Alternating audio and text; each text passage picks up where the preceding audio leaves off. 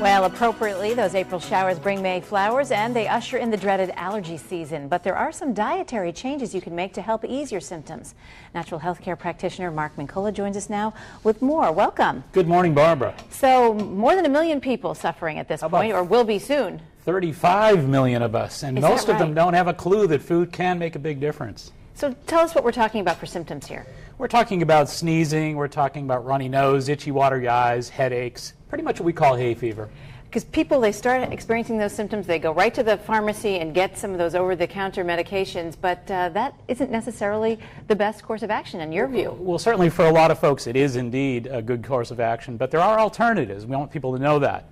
There are natural supplement alternatives, things like quercetin, but there's also foods that make a difference. John Anderson from the Henry Ford Clinic in Detroit done a tremendous amount of research, Barbara, and he talks about what are called cross allergens. Cross allergens are essentially those foods that can really combine with these environmental allergies and create greater symptoms.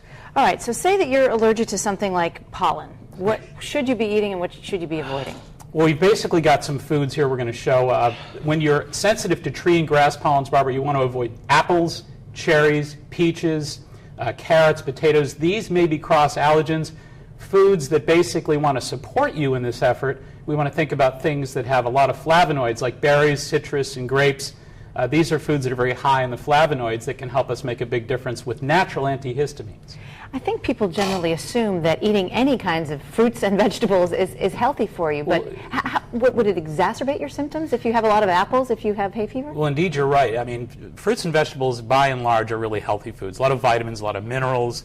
But we want to be careful about some of this new research suggesting that some of these fruits and vegetables could really create cross allergies for us with the environmental exposures that we have. They produce similar sort of allergenic reactions, and one can compound the other. So according to this wonderful research at the Henry Ford Clinic, we want to kind of be careful about which foods we think about using if we really are suffering from these allergies to any great degree. Say you're sort of on the cusp and you start eating a lot of apples. That can't cause hay fever. No, but for some people it can actually exacerbate those hay fever symptoms because, again, these cross allergens produce similar reactions and really vex the immune system in very similar ways. Okay, and again, go through the foods that you should be eating that will help. Well, the foods that will help are basically berries, citrus, grapes, yellow onions, kale. And again, these are foods that are very, very high in flavonoids, which produce natural antihistamines.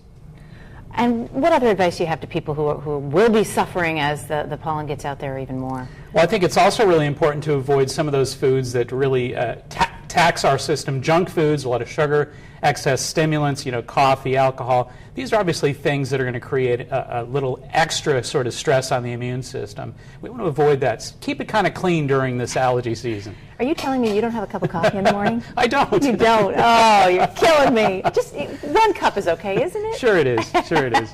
You don't want to overdo it, though. Yeah, I don't. All right. Mark Mincola, thanks so much for being Barbara. here. And for more information, you can check out Mark's website, maxhealing.com.